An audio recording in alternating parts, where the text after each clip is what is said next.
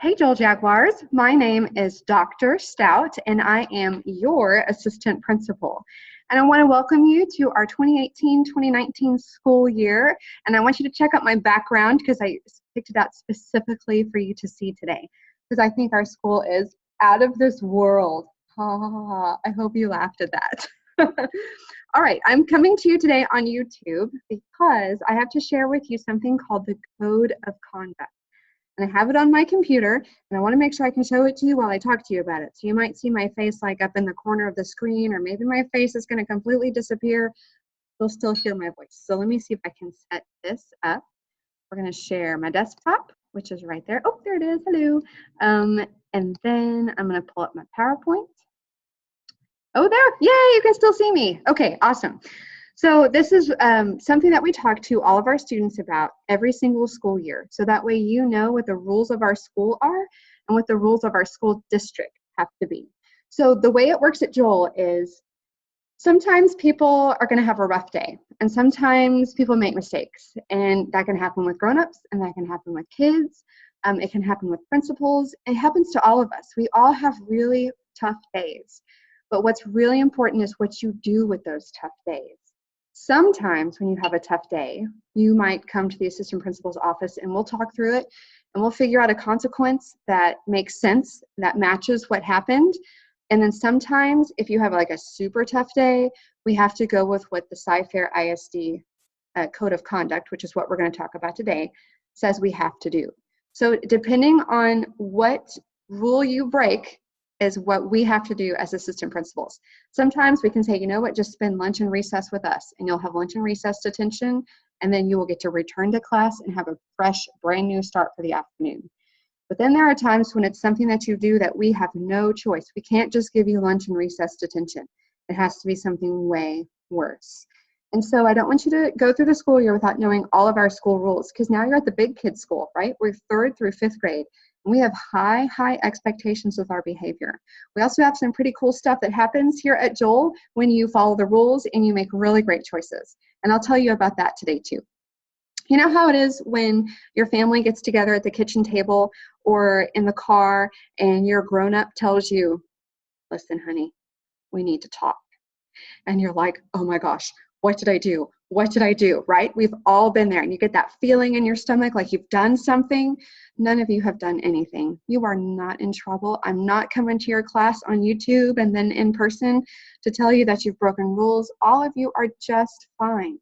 It's one of those serious conversations I want to have with you so you know exactly what's going to happen if you break the rules. If. Okay, so this is Jowell Jaguar Behavior, Expectations for Behavior, and Code of Conduct and Consequences. Here at Jowell Elementary, we talk about being positive, accountable, willing, and successful all the time. You'll hear us say it on announcements every day. We are positive, we are accountable, we are willing to do whatever it takes. We are successful, we are Team Jowell. And these are the ways that we go around our school in different locations to show that we are positive, accountable, willing, and successful. There's the matrices that your teachers have shown you, the pause matrix for the cafeteria. There's a pause matrix for the bathroom. There's a pause matrix for your classroom. There's a pause matrix for how to ride the bus. We make it very clear to you what our expectations are. And really, it all comes down to us wanting to keep you safe and help you be respectful to other people. And it gives you some really great ideas on this pause matrix too. Okay, expectations. Here at Jowell Elementary, we use kind, school-appropriate words, including anything you post on social media. If you go on YouTube and you are unkind, you can get in trouble for that at school. If you text someone after school with your cell phone or your iPad or your mom's iPad, and it's unkind, you can get in trouble for that at school. Because you are a Jowell Jaguar here at Jowell Elementary. You're a Jowell Jaguar when you're sitting on your couch at home. You're a Jowell Jaguar when you're at Fiesta. Wherever you go, if you're at the mall, you are identified as a Jowell Jaguar, especially if you're using social media. And if you say something unkind to one of our students or a student at another school, you will get in trouble. And this is one of those that's more than lunch and recess detention. It's a serious problem. So when you're on social media, please use kind, school-appropriate words, compliments, all sorts of things would be appropriate. I think you can think of a few things that would be inappropriate, maybe things you've seen on TV or on YouTube. Use a respectful tone of voice and body language with adults. That means when you're speaking to an assistant principal or a principal, or when you're speaking to a teacher, you are looking them right in the eyes. You're standing up nice and tall, because the way you communicate and how you look when you're speaking to someone is exactly a message that's going to accompany the words that you say.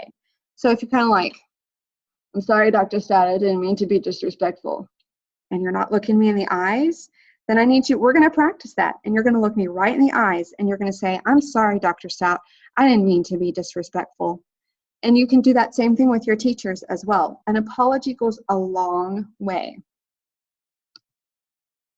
Talk at appropriate times. Your teachers, believe it or not, love for you to talk. They love to hear what you have to say. That's why they became a teacher, because they really like kids. It's the truth. It's the absolute truth.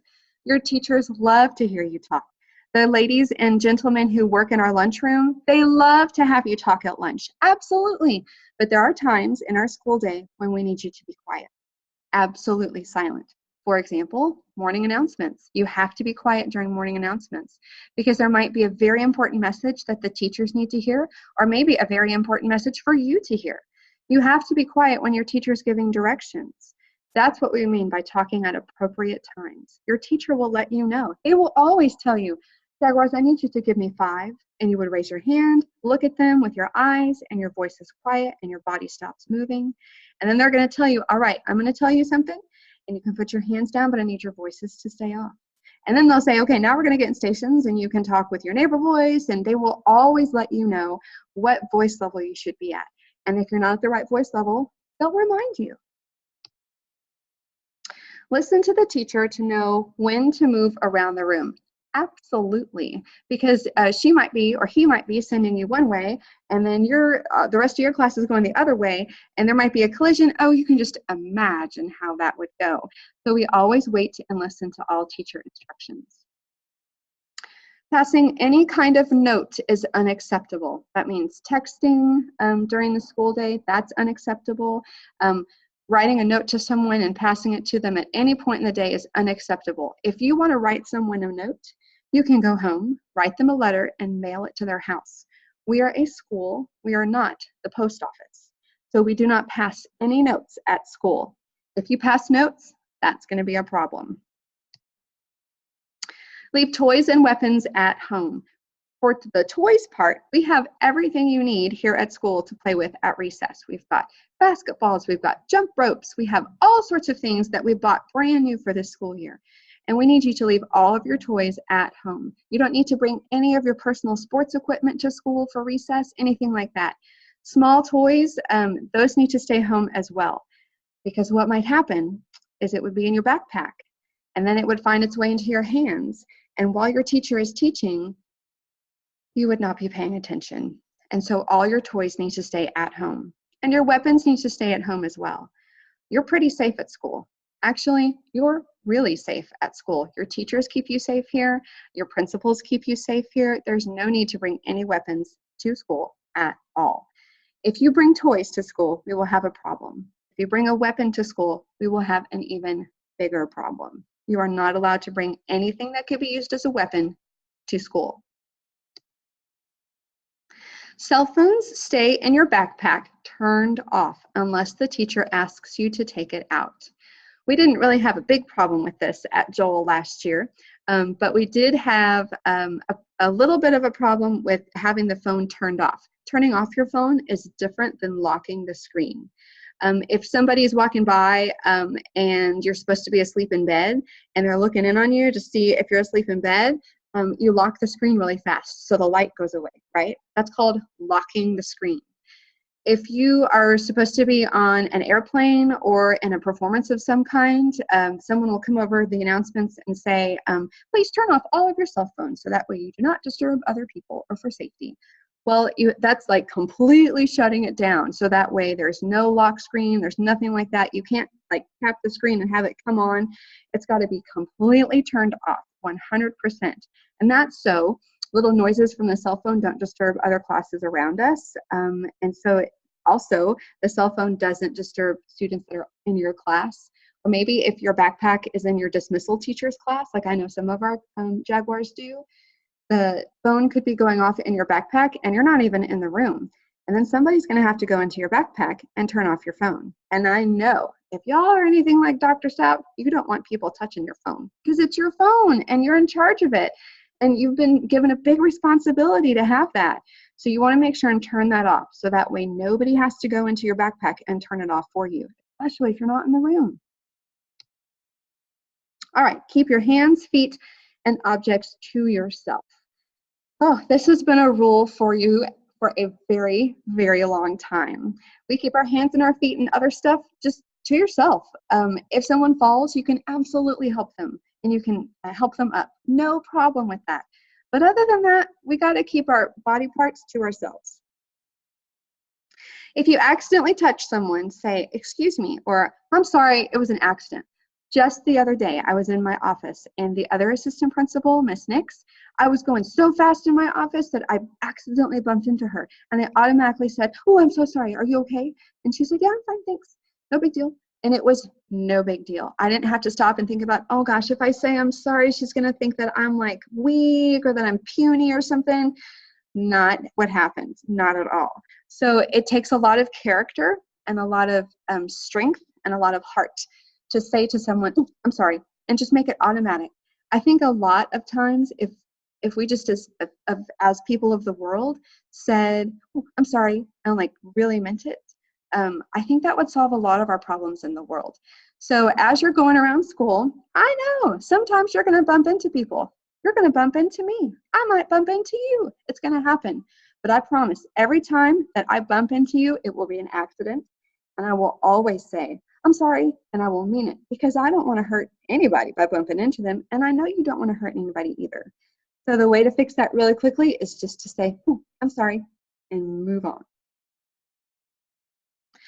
Okay, this last one's very important. You are responsible for your actions. So many times I talk to kids in our office and they say, "Well, yeah, but, my friend did this." "Well, yeah, but my friend did that." Okay, but you are the person that's in the office and you are the only one responsible for your actions. Ms. Criswell, our principal, has a good saying. She says, "Make it a good day or not.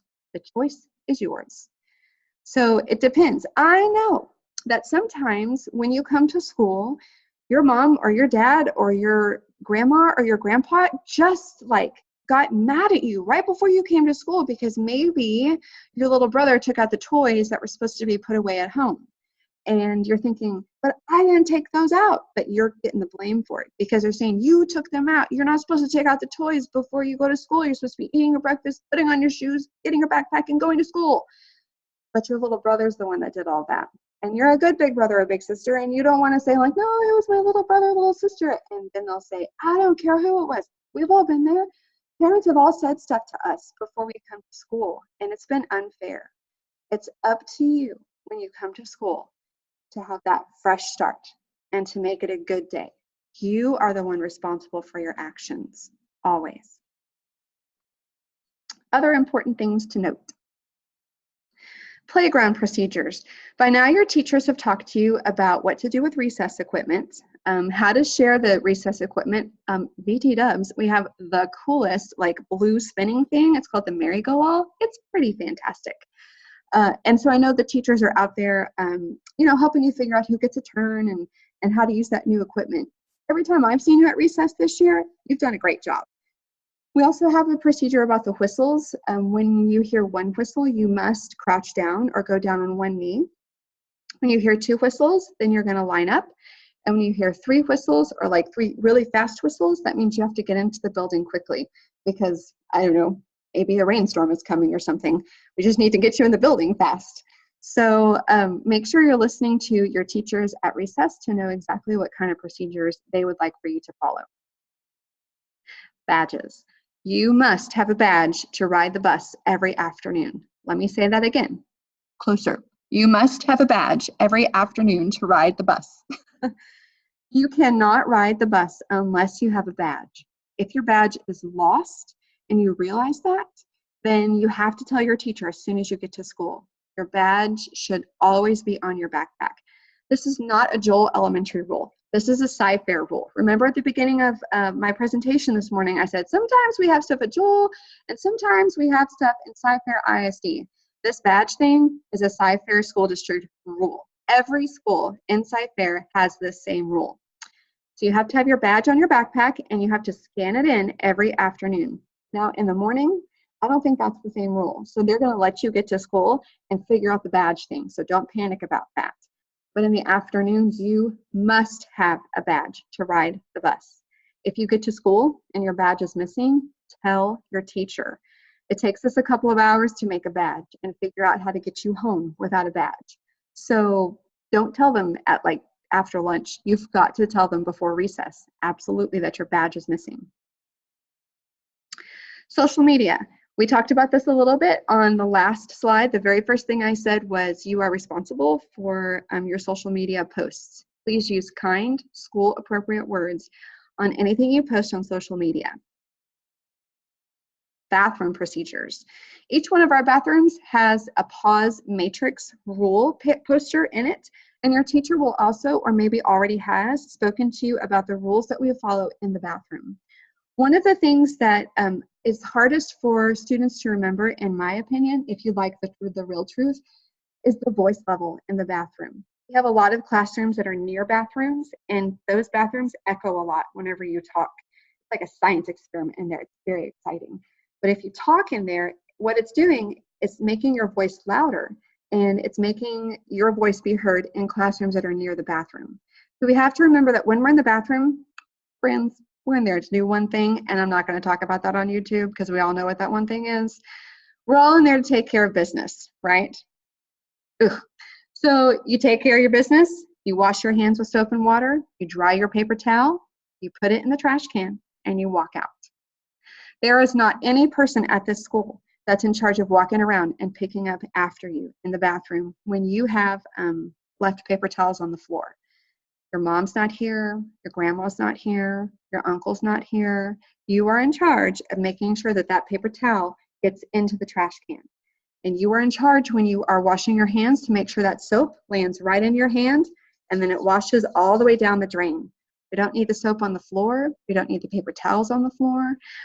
Something that I've seen that's really cool is we had a bathroom that was kind of messy the other day, and some fifth graders, this was really cool, some fifth grade dudes were like, we got this, Dr. Stout. And they didn't make the mess, but they picked up the paper towels that were on the floor. I thought that was really kind. That was really nice. But those dudes that took up those paper towels and put them in the trash can, they missed part of class because they were cleaning up the mess that somebody else left.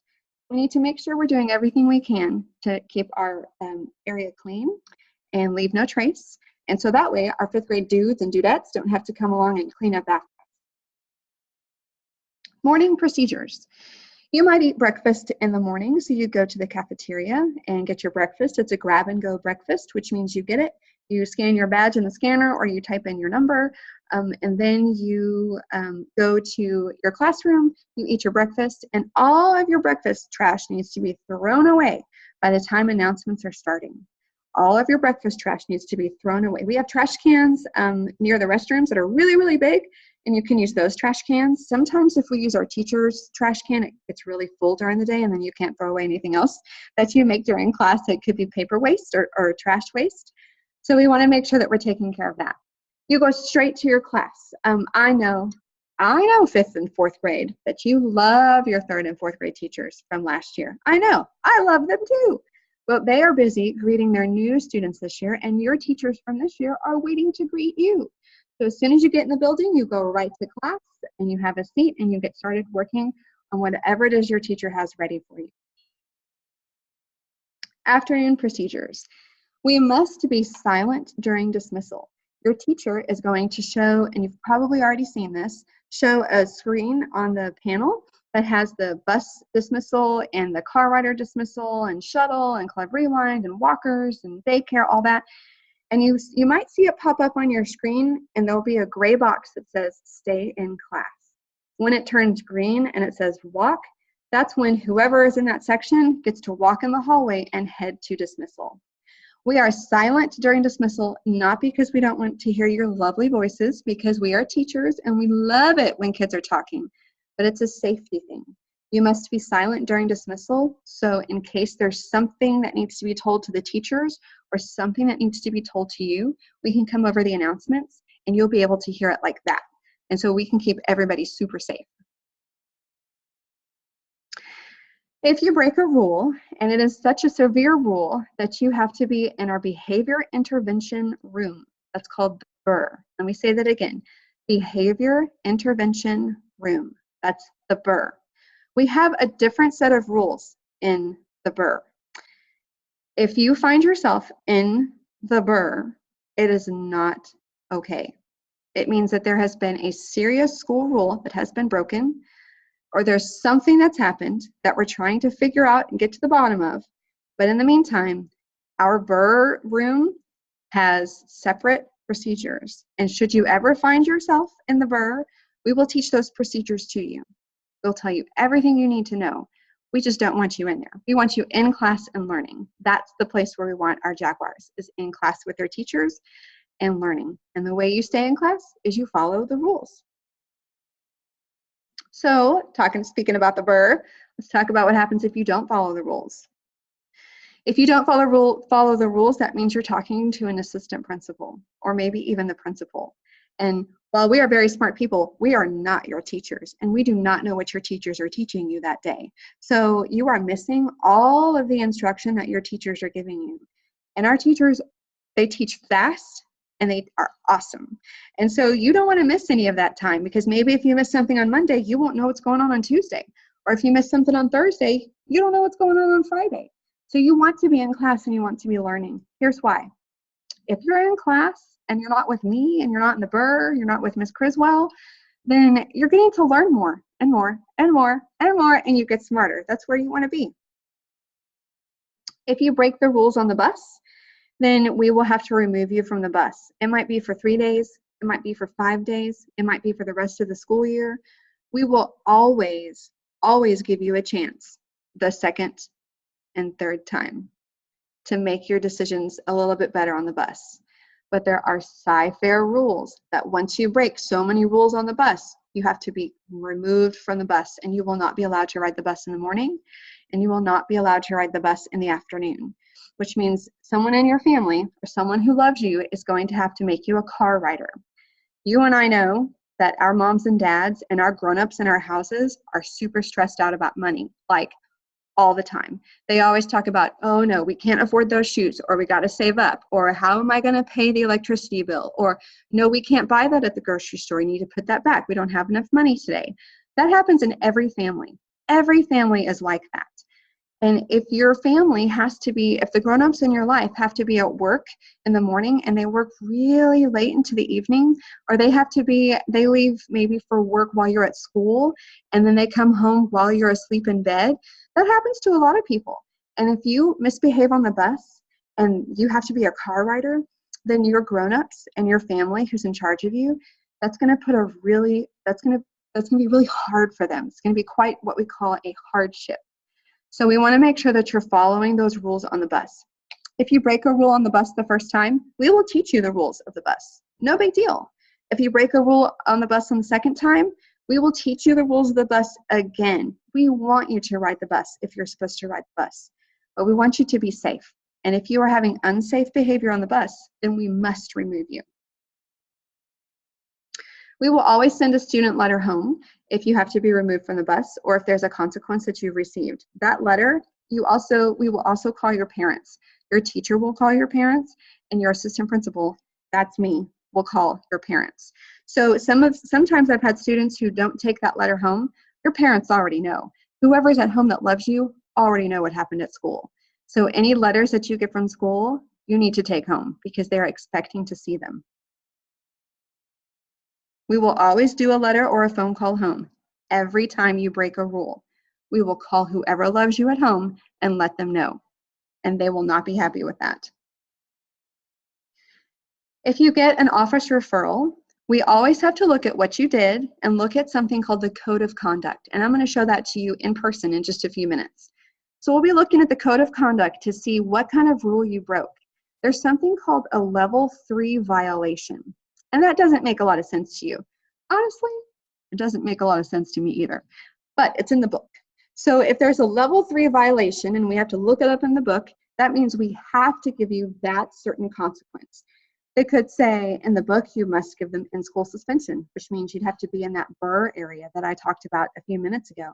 Or maybe they would make us give you out-of-school suspension, which means you're not allowed to come to school, which also means you're not allowed to get breakfast at school or lunch at school on that day. And I know some of you, that would mean you were very hungry. That would mean I'm hungry because I ate breakfast and lunch at school. So we want to make sure that we are following the rules and not having to whip out that code of conduct and look in those consequences. So let's talk about what happens if you follow the rules. There's so many more things that happen if you follow the rules than if you don't follow the rules. For example, you get to chill with your friends. That's probably like the best thing if you follow the rules. You get to hang with your besties. You can read, and look at this. This lady's so happy. She's like laying back on some pillows. She gets some what's called flexible seating. You can visit the library. Hey, kids who follow the rules get so much stuff here at Jowell Elementary. Okay, may I just say, please do not go to the art room and smear paint on your face. I do not think Miss McCullough would appreciate that very much. But if you are following the rules and you're an awesome Jaguar, you get to go to your large group. You get to go to PE, you get to go to music, you get to go to art, but please don't paint your face unless Miss McCullough asks you to, in which case follow all teacher directions. And if you want to think about long term, one of the things that I spoke about earlier was that if you are with us in the assistant principal's office or the principal's office or in the burr, then you're missing learning opportunities. Your teachers are teaching their hearts out. And they are so sad if you're missing from class. If you're absent from school because you don't feel well, they are sad. You don't see it because you're not here, but they're sad. If you have to be in the burr, they always come and say, okay, were they in the burr? Where were they? I missed them. And so they miss seeing you, but you also miss that opportunity to learn from them. So this picture of teenagers who are graduating from high school is what I want you to picture yourselves as in a few short years. You'll go to middle school and then you'll finish high school. All of these learning opportunities that you have in elementary school will help you build on your academic skills and be more successful as you go through school. So that way you can graduate from high school. Absolutely. And you can go on to whatever it is you want to do after high school. The military, college, technical school, whatever you want. We also have Jaguar Cash or Jaguar Bucks.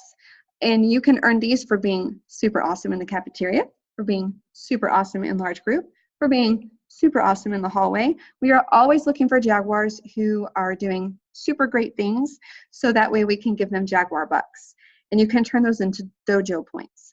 Speaking of Dojo points, here are our Dojo Monsters. I just love them. They're so funny looking. You get to earn Dojo points in your class, sometimes just for being there, which is awesome.